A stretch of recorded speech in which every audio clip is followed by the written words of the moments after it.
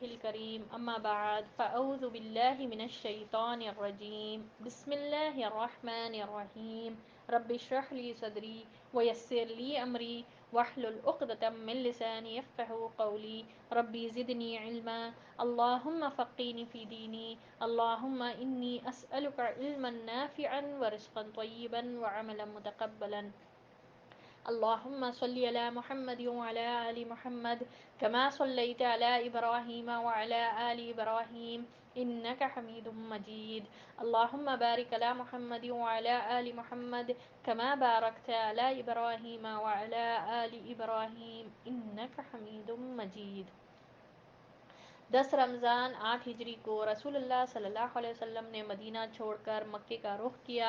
آپ کے ساتھ 10,000 صحابہ رضی اللہ تعالیٰ عنہم تھے۔ آپ اگر مکہ کا امیجن کریں، مکے کو جب چھوڑ رہے تھے آپ صلی اللہ علیہ وسلم، مٹھی بھر لوگ، اللہ اکبر کبیرہ، صرف مٹھی بھر لوگ تھے۔ اور غزوہ بدر میں ہم لوگوں نے دیکھا 313، ہمیشہ جو ہے نا 1000 کا لشکر غزوہ احد میں تھا، جس میں سے 300 پلٹ گئے، 700 رہ گئے، پھر بھی آپ صلی اللہ علیہ وسلم نے کنٹینیو کیا۔ اب مکے میں جب آپ صلی اللہ علیہ وسلم انٹر ہو رہے ہیں 10,000 کا لشکر، اور یہ وہ غزوہ ہے جس کے بعد اسلام میں لوگ فوج در فوج داخل ہوئے۔ اب آپ دیکھیے آپ صلی اللہ علیہ وسلم انٹر ہو رہے ہیں، اور کیا ہوا، راستے میں جحفہ پہنچے تو آپ صلی اللہ علیہ وسلم کے چچا حضرت عباس ملے۔ وہ مسلمان ہو کر اپنے بال بچوں سمیت ہجرت کرتے ہوئے آ رہے تھے، اور یہ آخری ہجرت تھی، کیونکہ غزوہ فتح مکہ کے بعد کوئی ہجرت نہیں، اس سے پہلے جتنی ہجرتیں تھیں وہ ہجرتیں تھیں، اور اس کا اجر بھی تھا۔ اب یہ لاسٹ ہجرت جو کی ہے وہ حضرت عباس، جو نبی صلی اللہ علیہ وسلم کے چچا ہیں، ٹھیک ہے۔ اگر آپ سے سوال کیا جائے گا کس کی لاسٹ ہجرت تھی غزوہ فتح مکہ سے پہلے، تو وہ ہے حضرت عباس رضی اللہ تعالیٰ عنہ، اور ان کی فیملی، ان کی بیوی ام الفضل، وہ تو پہلے سے ایمان لا چکے تھے، سابقون اولون میں ان کا شمار تھا، مگر انہوں نے اپنے اسلام کو چھپائے رکھا، ٹھیک ہے۔ ان کے شوہر یعنی عباس رضی اللہ تعالیٰ عنہ وہ ایمان نہیں لائے تھے۔ اب ان کے بیٹے عبداللہ بن عباس رضی اللہ تعالیٰ عنہ کے بارے میں آپ لوگوں کو ایک بہترین نصیحت جو نبی صلی اللہ علیہ وسلم کی تھی، میں آپ لوگوں کو کل بتائی کہ کس طرح سے جب بھی اللہ کا تقوی اس طرح سے اختیار کرو، جب بھی مانگنا ہو تو اللہ سے مانگو، تم اللہ کو قریب پاؤ گے، ٹھیک ہے۔ اور تمام کائنات کے لوگ مل کر بھی تم کو اگر کوئی نقصان پہنچانا چاہے، نہیں پہنچا سکتے، نہ کوئی نعمت دے سکتے جب تک اللہ ارادہ نہ کرے۔ اور اگر اللہ تمہارے ساتھ یہ ارادہ کرے کہ تمہارے ساتھ یعنی نقصان ہو، تو تمام کائنات مل کر بھی اس سے تمہیں نہیں بچا سکتے۔ تو اللہ کا تقوی اختیار کرو، اللہ ہی سے مانگنا چاہیے، حتیٰ کہ جو بھی مانگنا ہو، کچھ بھی مانگنا ہو، اللہ سے مانگو، ٹھیک ہے۔ سبحان اللہ۔ یہ بہت بہترین حدیث ہے جو عبداللہ بن عباس کو نبی صلی اللہ علیہ وسلم نے ایک موقع پر اپنے پیچھے بٹھا کر، اے بچے میں تمہیں چند کلمات کی نصیحت کرتا ہوں، یہ نصیحت کرے، یہ ہم سب کے لیے ہے، سبحان اللہ۔ اور عبداللہ بن عباس رضی اللہ تعالیٰ عنہ، جس کو حبر الامہ کہا جاتا، یعنی ترجمان قرآن، اتنی بڑے یہ بنے ماشاءاللہ، یہ عبداللہ بن عباس رضی اللہ تعالیٰ عنہ ہے۔ خیر بہرحال ان سب کے ساتھ یہ پہنچے، اور نبی صلی اللہ علیہ وسلم نے ان کے اسلام کو قبول کر لیا، عباس رضی اللہ تعالیٰ عنہ کو۔ اور اس کے بعد کیا ہوا، ابوا میں آپ صلی اللہ علیہ وسلم کے چچیرے بھائی ابو سفیان بن حارث اور پھوپھیزاد بھائی عبداللہ بن ابی امیہ ملے۔ آپ صلی اللہ علیہ وسلم نے ان دونوں سے منہ پھیر لیا، کیونکہ یہ دونوں آپ صلی اللہ علیہ وسلم کو سخت اذیت پہنچاتے اور ہجو کرتے رہتے تھے، یعنی توہین کرتے رہتے تھے۔ یعنی یہ لوگ جب مکی دور میں جب آپ صلی اللہ علیہ وسلم کو اللہ نے رسول بنا کر بھیجا، یہ دونوں چچیرے بھائی ابو سفیان بن حارث اور پھپھیرے بھائی، پھوپھیزاد بھائی جو تھے عبداللہ بن ابی امیہ، یہ وہ ابو سفیان نہیں ہیں جس کے بارے میں ہم لوگ اب تک پڑھتے ہوئے آئے لیڈر تھے، وہ نہیں ہے، اور ایک نام ہے ابو سفیان بن حارث، کوئی اور ابو سفیان ہے، یہ دوسرے ہیں۔ تو سبحان اللہ، یہ دونوں سے آپ صلی اللہ علیہ وسلم نے منہ پھیر لیا۔ وجہ کیا تھی کہ ان لوگ جو ہے نا سخت اذیتیں پہنچائے تھے، ٹھیک ہے، اتنے قریبی رشتہ دار تھے، کزنس تھے آپ صلی اللہ علیہ وسلم کے، مگر ان لوگ سپورٹ کرنے کی بجائے نبی صلی اللہ علیہ وسلم کو اذیتیں دیے۔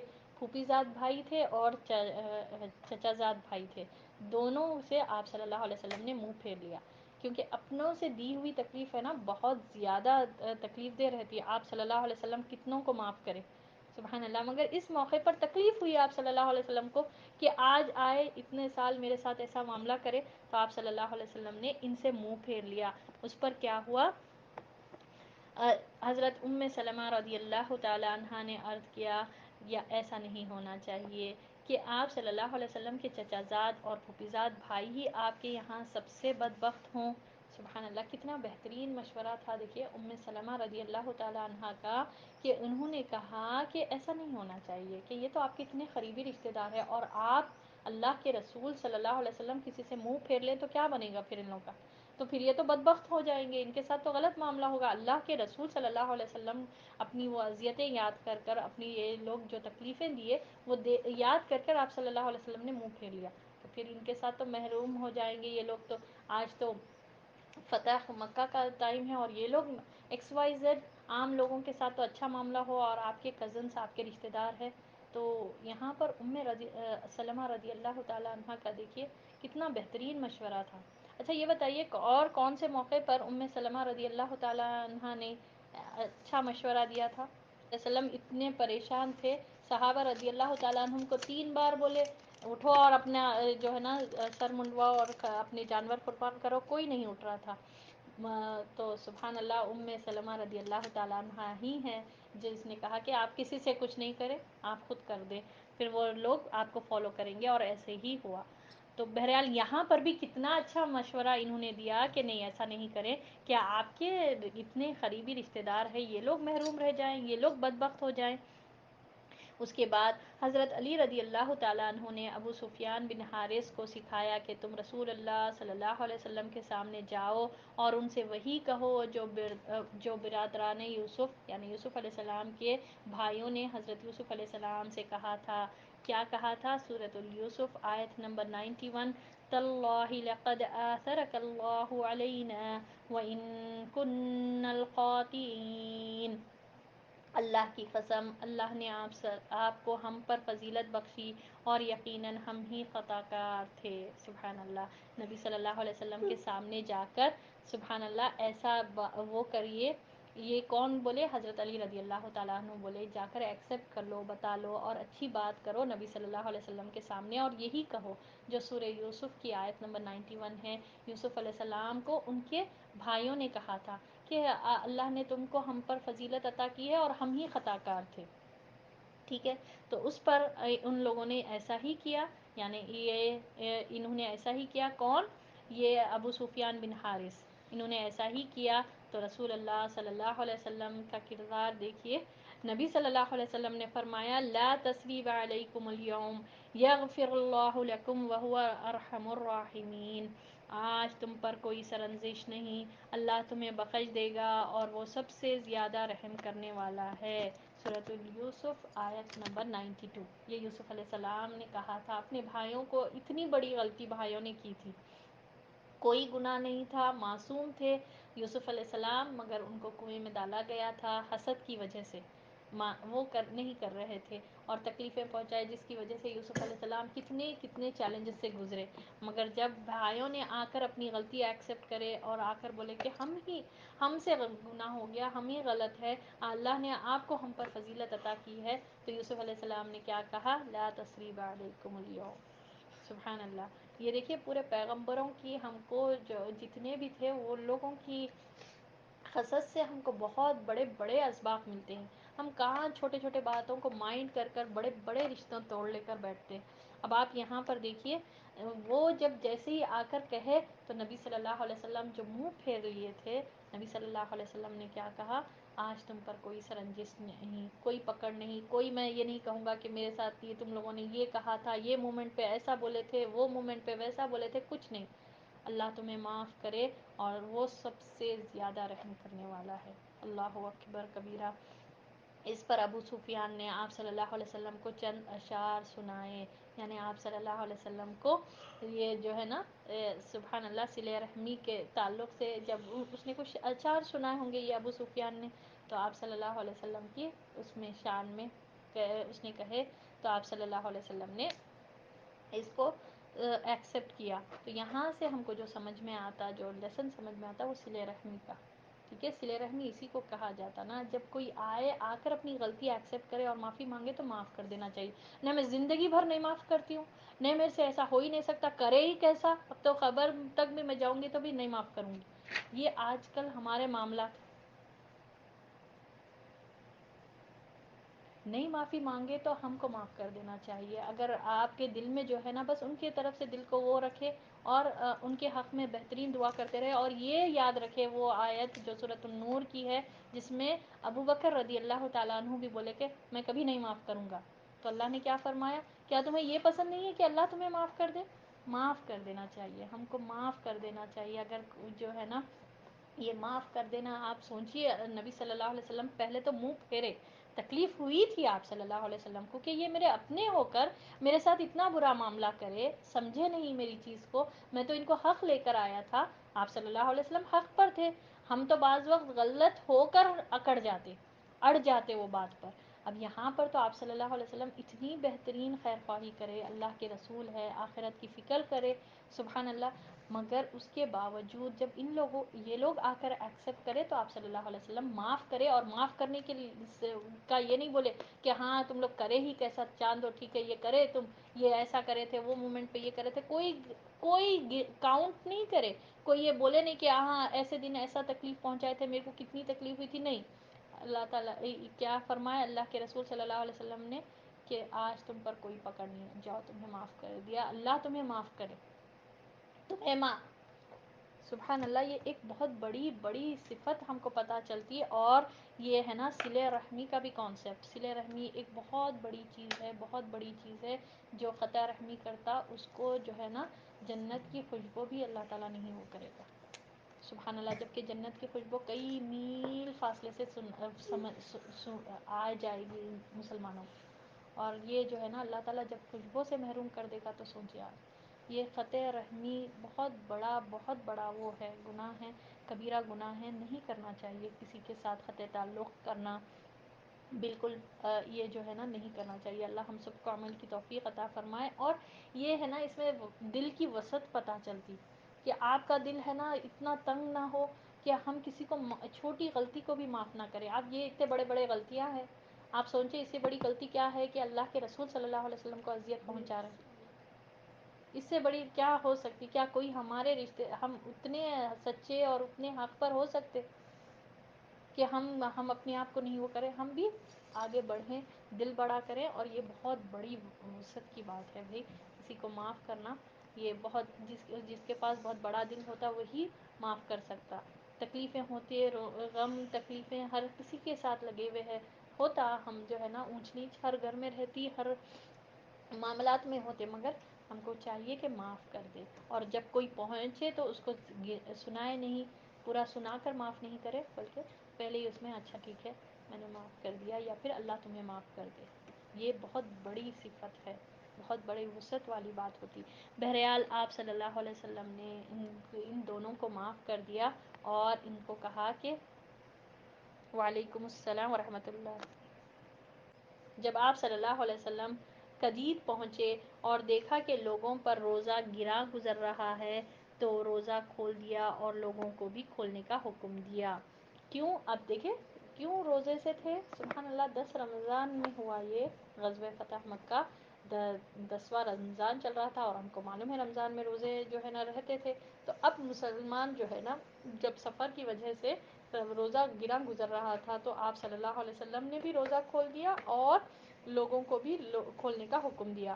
اس سے کیا پتہ چلتا کہ سفر میں روزہ رکھ لینا چاہیے. ٹھیک ہے، ٹرائی کرنا چاہیے، کیونکہ سفر تو بہرحال چاہے کتنی بھی آسانیاں ہوں، سفر میں مشقتیں ڈیفینیٹلی ہوتی، تو سفر رکھ لینا چاہیے اگر گرا گزر رہا. ٹھیک ہے، اگر مشکل ہو رہی سفر میں جو ہے نا معاملات بہت زیادہ مشکل ہو رہے ہیں تو کھول لینا چاہیے. ٹھیک ہے، یہ پتہ چلتا اگر مشکل ہو تو کھول لینا چاہیے. بہرحال آپ صلی اللہ علیہ وسلم نے بھی کھول دیا تھا اور لوگوں کو بھی کھولنے کا حکم دیا. پھر سفر جاری رکھا یہاں تک کہ عشاء کے وقت مرء الظہران میں نزول فرمایا.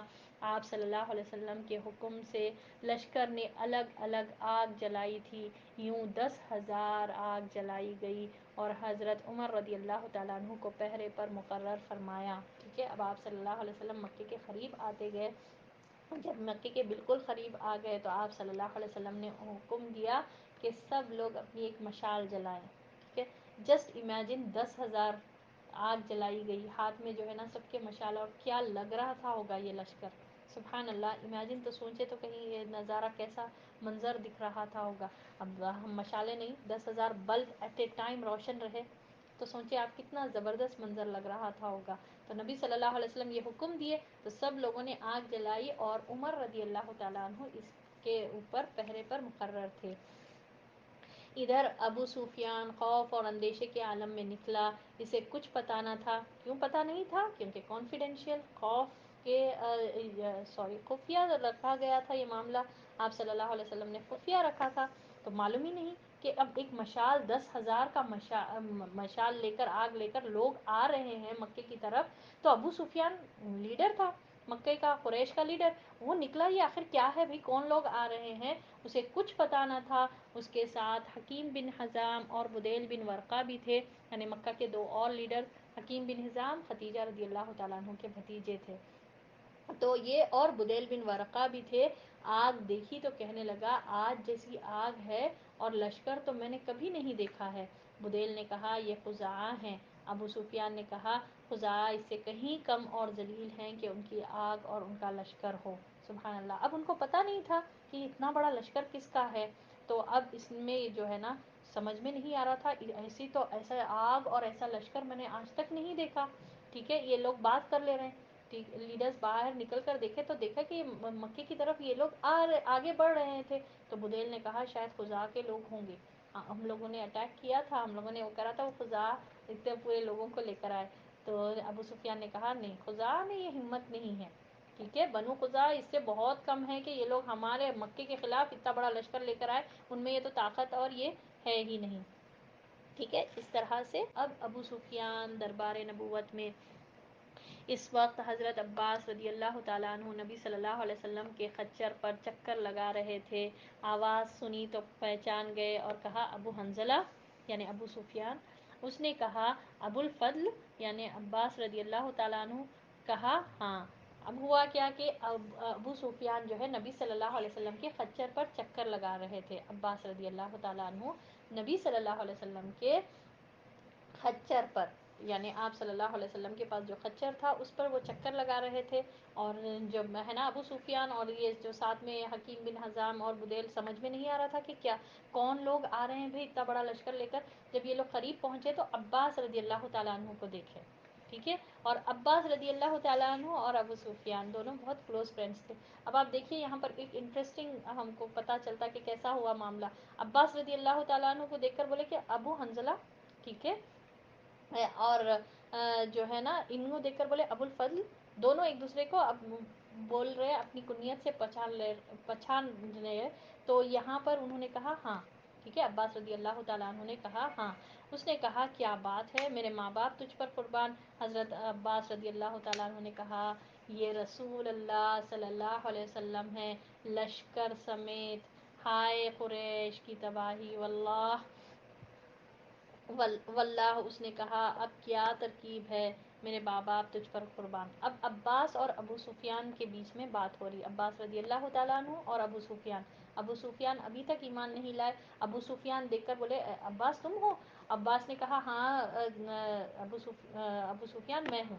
تو یہ کون ہے؟ جب سمجھ میں نہیں آ رہا تھا، ابو سفیان کو تو پتہ ہی نہیں تھا کہ یہ کون لشکر ہے. تو بولے کہ یہ رسول اللہ صلی اللہ علیہ وسلم ہے لشکر سمیت. اللہ اکبر کبیرہ. اور ہائے برباد قریش کی تباہی کہ اب تو قریش تو برباد ہوئے. تو اس نے کہا یعنی ابو سفیان نے کہا اب کیا ترکیب ہے، یعنی اب کیا کروں، میں کیا کروں، اب کیا ترکیب ہے، کیا آئیڈیا ہے.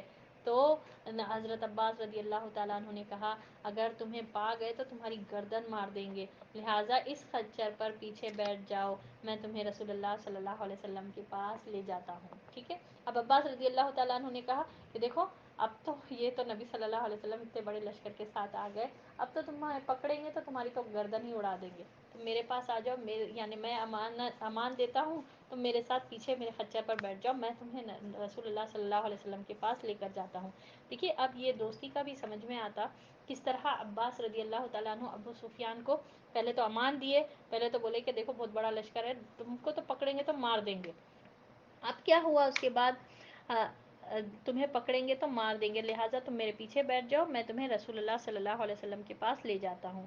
چنانچہ وہ پیچھے بیٹھ گیا، یعنی کون؟ ابو سفیان عباس رضی اللہ تعالیٰ عنہ کے پیچھے خچر پر بیٹھ گیا۔ جب عمر بن خطاب رضی اللہ تعالیٰ عنہ کے پاس سے گزرا اور انہوں نے دیکھا تو کہا، ابو سفیان، اللہ کا دشمن، اللہ کی تعریف ہے کہ اس نے بغیر کسی عہد و پیمان کے تجھے ہمارے قابو میں کر دیا۔ ٹھیک ہے، اب آ رہے ہیں قریب خچر پر بٹھا کر، عباس رضی اللہ تعالیٰ عنہ نبی صلی اللہ علیہ وسلم کے پاس لے کر جا رہے ہیں، تو راستے میں عمر رضی اللہ تعالیٰ عنہ، ہم کو معلوم ہے عمر رضی اللہ تعالیٰ عنہ یہ تمام لشکر کے پہرے پر مقرر تھے، تو اب عمر رضی اللہ تعالیٰ عنہ دیکھ کر بولے، اللہ کا دشمن ابو سفیان یہاں پر موجود ہے، اچھا اللہ نے ہم کو بغیر کسی عہد و پیمان کے تمہار کو ہمارے قابو میں کر دیا۔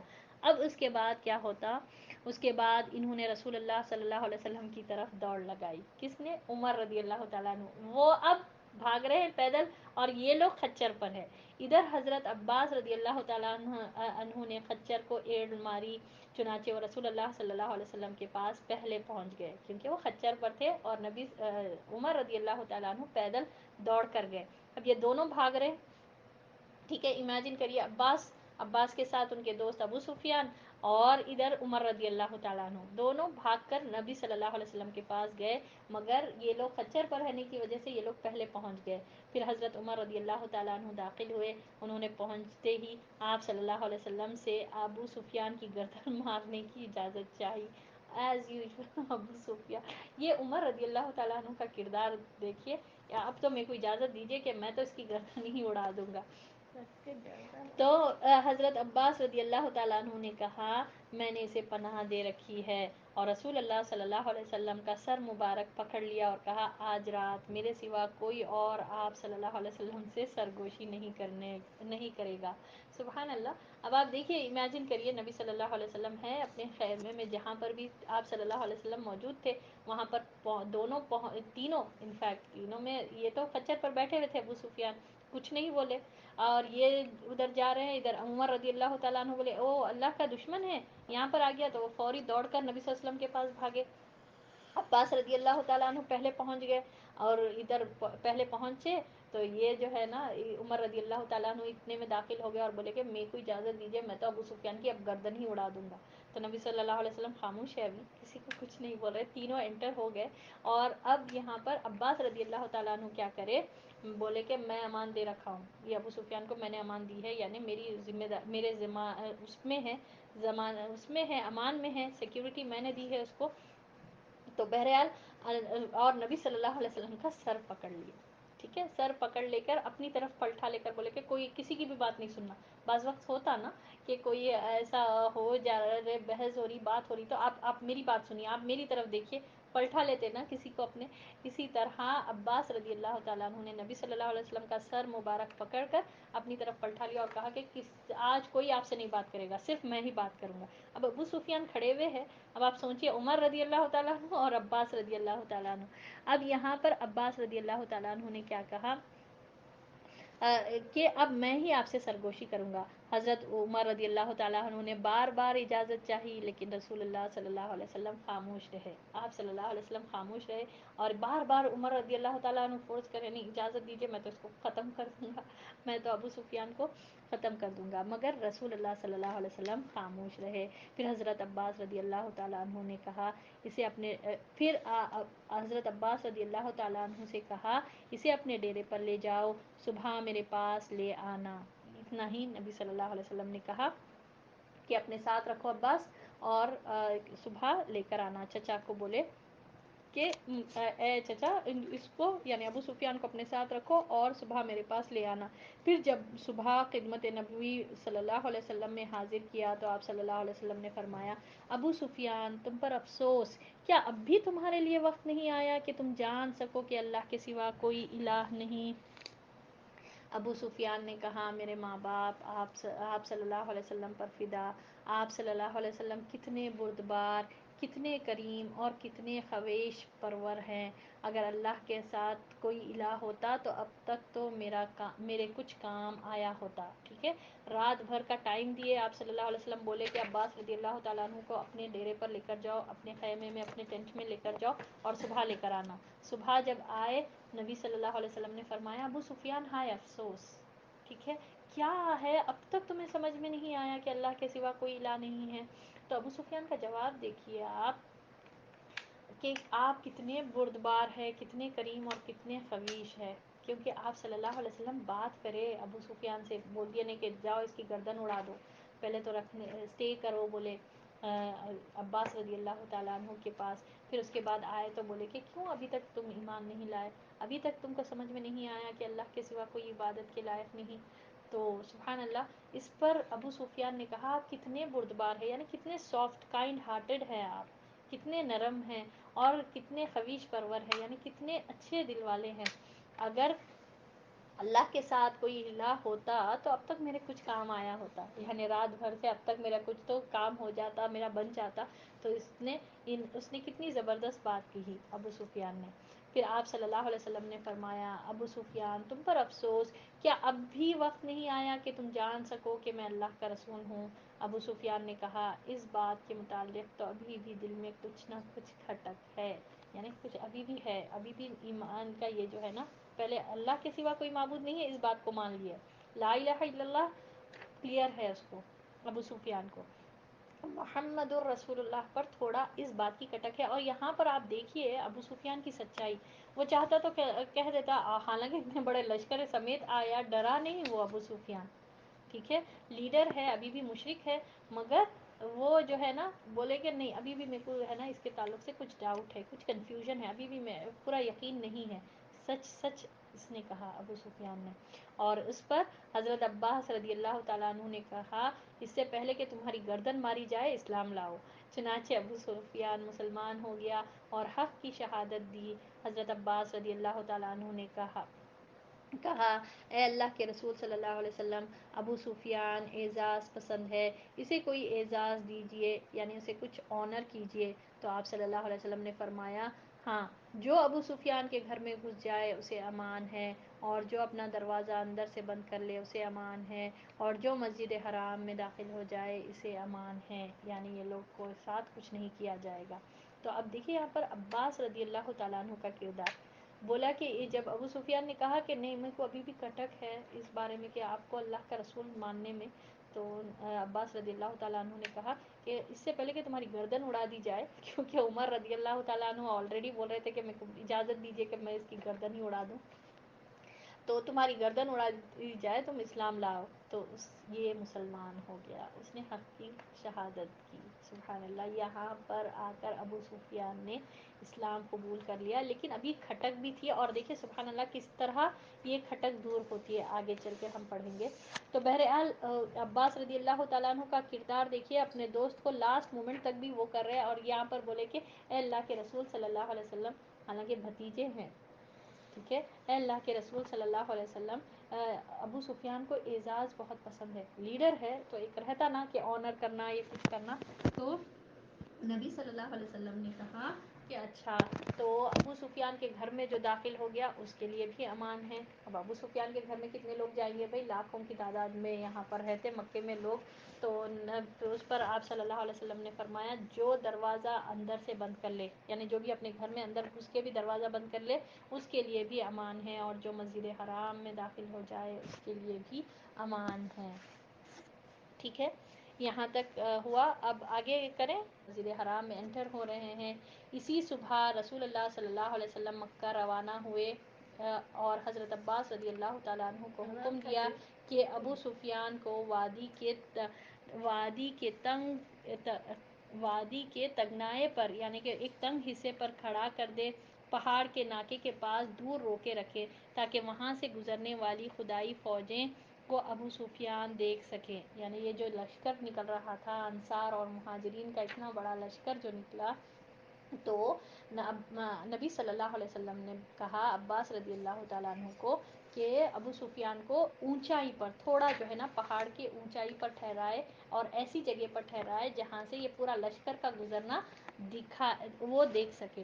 تو اب حضرت عباس رضی اللہ تعالیٰ عنہ نے ایسا ہی کیا. ادھر قبائل اپنے اپنے پرچم لیے گزرنے لگے. سب کو اپنے اپنے پرچم دیے گئے تھے، فلیگز دیا گیا تھا. اتنے 10,000 کا لشکر ہے، آپ سوچیے.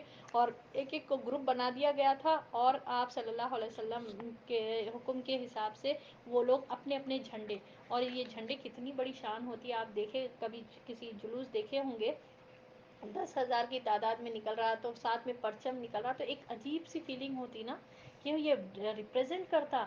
اور ہم یہ جھنڈوں کے تعلق سے ہم لوگوں نے دیکھا کہ کس طرح سے ہر غزوے میں سب کے پاس جھنڈے ہوتے تھے، سبحان اللہ، جو لیڈر ہوتے تھے. تو بہرحال سب کے پاس یہاں پر سب پرچم لے کر گزرنے لگے. جب کوئی قبیلہ گزرتا تو ابو سفیان پوچھتا کہ عباس یہ کون لوگ ہیں؟ جواب میں حضرت عباس رضی اللہ تعالیٰ عنہ کہتے ہیں کہ بنو فلاں، مثلاً بنو سلیم، یعنی کہ جو بھی یہ گزرتے تھے قبیلے والے. اتنا 10,000 کا لشکر تھا تو سب قبیلوں کا بھی ایک گروپ تھا، اس کا پھر ایک لیڈر کے پاس ایک جھنڈا ہوتا تھا. تو سب جیسے جیسے گزرتے تھے، اب یہ دونوں اوپر ایسے پوزیشن پر ٹھہرے ہوئے ہیں، اب سمجھیے بالکنی کا حصہ ہے اور ہماری پوری گلی میں سے اتنا بڑا لشکر گزر رہا ہے. ٹھیک ہے، تو اب پوچھ رہے ہیں، یہ ابو سفیان پوچھ رہے ہیں کہ عباس یہ کون لوگ ہیں؟ تو عباس رضی اللہ تعالیٰ عنہ جواب میں بولتے کہ یہ بنو سلیم ہے، یہ وہ ہے. بہرحال جتنے بھی جو قبیلہ ہوتا تو وہ کہتا، یہ عباس رضی اللہ تعالیٰ عنہ کہتے کہ یہ وہ ہے. ابو سفیان کہتا مجھ کو بنو فلاں سے کیا واسطہ، یعنی میں کیا کروں، یہ سب یہ وہ ہے.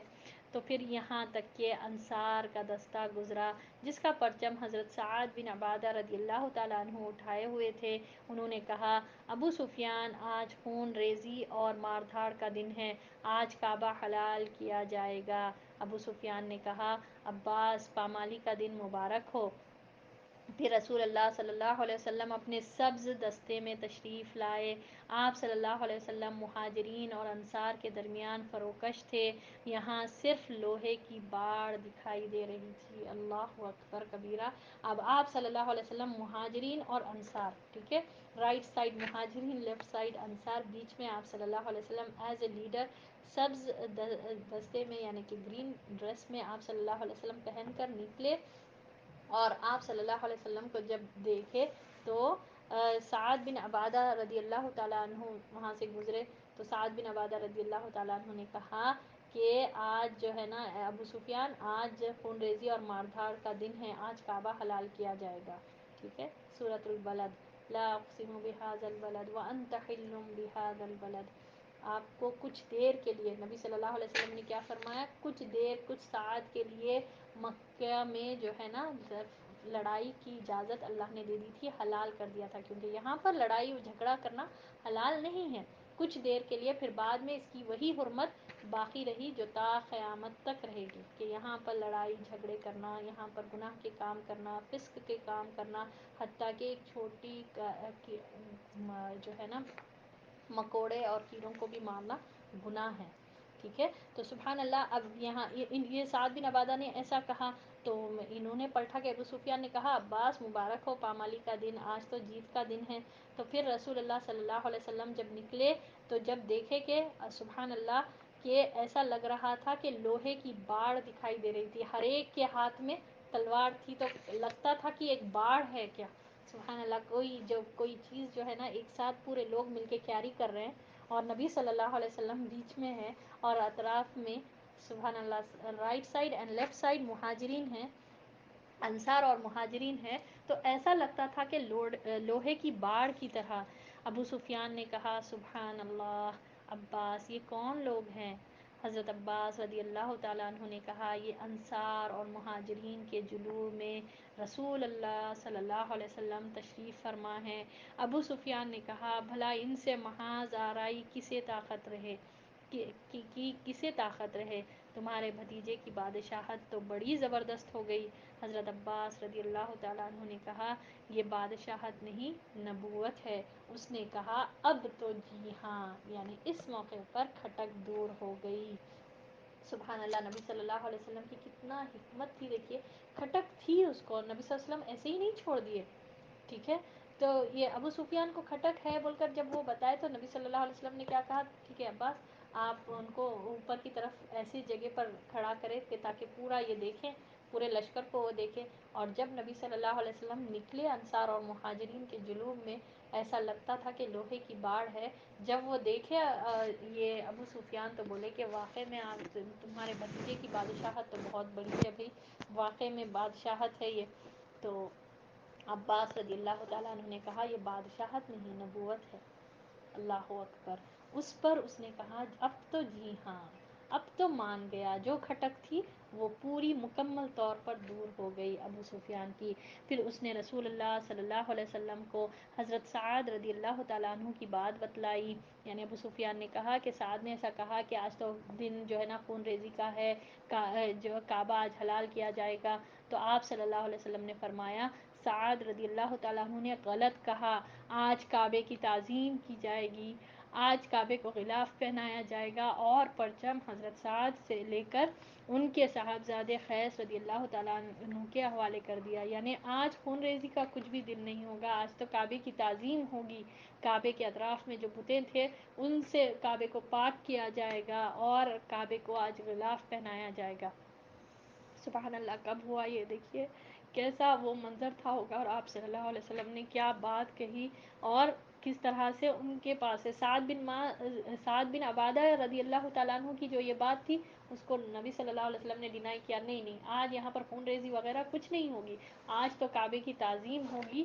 اور پھر آپ صلی اللہ علیہ وسلم نے ان کے ہاتھ میں سے پرچم لے کر، کیونکہ کیوں تم نے غلط بات کہی، لے کر ان کے بیٹے قیس رضی اللہ تعالیٰ عنہ کو دے دیا.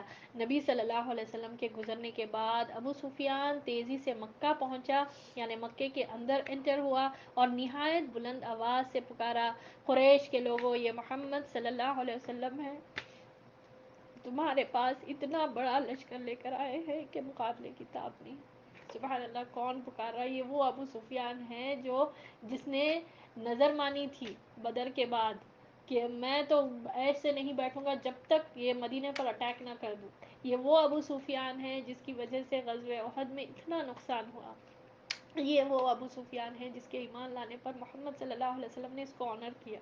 اور یہ بھاگ کر نبی صلی اللہ علیہ وسلم کے انٹر ہونے سے پہلے یہ انٹر ہو رہا اور جا کر یہ اناؤنس کر رہا سبحان اللہ کہ یہ محمد صلی اللہ علیہ وسلم ہے جو نہایت بڑے لشکر سے تمہارے پاس آ گئے ہیں اور تمہیں ان سے مقابلے کی کوئی تاب نہیں، یعنی کوئی اب کمپیٹ کرنے والا نہیں آپ صلی اللہ علیہ وسلم سے. لہٰذا جو ابو سفیان کے گھر میں داخل ہو جائے اسے امان ہے. لوگوں نے کہا تجھ پر اللہ کی لعنت، تیرا گھر ہمارے کتنے آدمیوں کے کام آ سکتا ہے. ابو سفیان نے کہا اور جو اپنا دروازہ اندر سے بند کر لے اسے بھی امان ہے، اور جو مسجد حرام میں داخل ہو جائے اسے بھی امان ہے. اب آپ صلی اللہ علیہ وسلم انٹر ہو رہے ہیں، اس سے پہلے ابو سفیان گیا اور اناؤنس کرا لوگوں میں کہ محمد صلی اللہ علیہ وسلم بڑا لشکر لے کر آ گئے، اب تو مکہ فتح ہو گیا، قریش کا کوئی معاملہ باقی نہیں رہ گیا. اور اب ہوا یہ کہ یہ جب بتایا کہ جو میرے گھر میں داخل ہو گیا اسے امان ہے، تو لوگوں نے کہا کہ تجھ پر اللہ کی لعنت. اب لوگوں کو سمجھ میں نہیں آ رہا کتنے لوگ رہتے تھے مکہ میں. ان لوگوں نے کہا کہ کیا ہم تمہارے گھر میں کتنے بس ہوں گے، کتنے لوگ تمہارے گھر میں سیکیورڈ ہوں گے. تو اس نے کہا کہ جو اندر سے دروازہ بند کر لے اس کے لیے بھی امان ہے، اور جو مسجد حرام میں داخل ہو جائے اس کے لیے بھی امان ہے. اب یہ اللہ تعالیٰ کے رسول صلی اللہ علیہ وسلم نے آنر کیا تھا نا، اور اس نے کتنا اچھے سے اس کو سمجھا اور جا کر بتایا بھی. یہ سن کر لوگ تیزی سے اپنے اپنے گھروں اور مسجد حرام کی طرف بھاگے. جو جو گھروں کی طرف جا سکتے تھے وہ گھروں میں اندر جا کر دروازے بند کر لیے، اور جو مسجد حرام میں جا سکتے تھے وہ مسجد حرام میں پہنچے. جب رسول اللہ صلی اللہ علیہ وسلم ذی طوا پہنچے تو میسرہ کے سالار حضرت خالد بن ولید رضی اللہ تعالیٰ عنہ کو حکم دیا کہ وہ خدا کے راستے سے مکے میں زیرین حصے سے داخل ہوں. ٹھیک ہے. تب آپ صلی اللہ علیہ وسلم مکے میں انٹر ہو رہے ہیں تو آپ صلی اللہ علیہ وسلم نے کہا کہ پورا چکر مار کر جو ہے نا خالد بن ولید رضی اللہ تعالیٰ عنہ کے ساتھ کچھ لشکر کو آپ صلی اللہ علیہ وسلم نے فکس کیا تھا، ان کو کہا کہ پورا چکر مار کر دوسرے طرف سے آئیں، لو مکے سے آئے تاکہ وہ ایریا پورا بلاک کرتے ہوئے آئے. تو اب اور کوئی آڑے آئے تو اسے کاٹ کر رکھ دے، اور حکم بھی دیا کہ خالد بن ولید کو اگر کوئی آڑے آئے، کوئی روکنا چاہ رہے ہیں تو اسے کاٹ کر رکھ دے، یعنی اس کو قتل کر دیں، یہاں تک کہ صفا پر آپ صلی اللہ علیہ وسلم سے آ ملے۔ اب آپ صلی اللہ علیہ وسلم صفا پہاڑی، امیجن کریے صفا مروہ جو ہے وہاں سے آپ صلی اللہ علیہ وسلم انٹر ہو رہے، اور خالد بن ولید کو بالکل اپوزٹ سے پورا چکر لگا کر وہ سائڈ پورا بلاک کرتے ہوئے دوسری طرف سے، دوسرے سائڈ سے خالد بن ولید کو بولے کہ وہاں سے آؤ اور میرے کو صفا پر آ کر ملے۔ تو سبحان اللہ، اور میمنہ کے قائد اور رسول اللہ صلی اللہ علیہ وسلم کے علم بردار حضرت زبیر بن عوام رضی اللہ تعالیٰ عنہ کو حکم دیا کہ خدا کے راستے بالائی حصے سے مکہ میں داخل ہوں اور ہجوم میں آپ صلی اللہ علیہ وسلم کا پرچم گاڑ دیں، نیز رسول اللہ صلی اللہ علیہ وسلم کی آمد تک وہیں ٹھہرے رہیں، جبکہ پیادہ اور بے ہتھیار لوگوں کے قائد حضرت ابو عبیدہ رضی اللہ تعالیٰ عنہ کو حکم دیا کہ وہ بطن وادی کا راستہ پکڑے اور مکہ میں رسول اللہ صلی اللہ علیہ وسلم سے آگے اترے۔ سبحان اللہ۔ اب کیا ہوا، نبی صلی اللہ علیہ وسلم سب یہ بڑے سب جس کے پاس پرچم تھے، لیڈرز جو بنائے گئے تھے، سب کو بولے کہ یہاں سے آئے، یعنی چاروں طرف سے مکہ میں پورا یہ لشکر مسلمانوں کا انٹر ہو رہا تھا، اور آپ صلی اللہ علیہ وسلم نے کہا کہ ابو عبیدہ بن جراح کو حکم دیا کہ وہ بطن وادی کے راستے پکڑے اور مکے سے رسول اللہ صلی اللہ علیہ وسلم سے آ کر ملے۔ اس موقع پر قریش نے خندمہ میں کچھ آباشوں کو جمع کیا، کہا کہ اگر انہیں کچھ کامیابی ہوئی تو ان کے ساتھ ہو رہیں گے، ورنہ جو کچھ مطالبہ کیا جائے گا منظور کر لیں گے۔ جب حضرت خالد بن ولید رضی اللہ تعالیٰ عنہ ان کے پاس سے گزرے تو ایک معمولی سی جھڑپ میں ان کے 12 آدمیوں کو کاٹ ڈالا اور باقی بھاگ کھڑے ہو گئے۔ اس کے بعد حضرت خالد بن ولید مکے کے گلی کوچوں کو رونقتے ہوئے کوہ صفا پر رسول اللہ صلی اللہ علیہ وسلم سے جا ملے، البتہ ان کے دستے کے 2 آدمی راستہ بھٹک کر لشکر سے بچھڑ گئے اور مارے گئے۔ ان کے ساتھ جتنے لوگ تھے اس میں سے 2 آدمی وہ مارے گئے۔ خالد بن ولید کو نبی صلی اللہ علیہ وسلم کیا بولے کہ پورا چکر مار کے دوسری طرف سے آنا، مکے کے لو مکے سے آنا، تو اسی طرح وہ آئے راستے میں جو بھی ملے، اگر روکے راستہ تو ان کو مار دے۔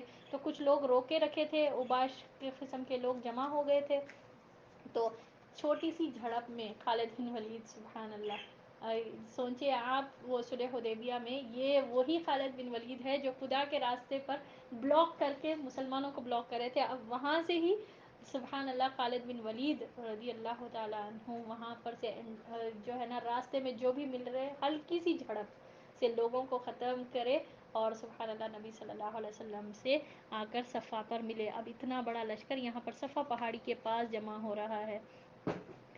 ادھر حضرت زبیر رضی اللہ تعالیٰ عنہ نے ہجون میں مسجد فتح کے پاس جھنڈا گاڑ دیا اور ایک خیمہ نصب کیا جس میں ام سلمہ اور حضرت میمنہ رضی اللہ تعالیٰ عنہما نے قیام کیا۔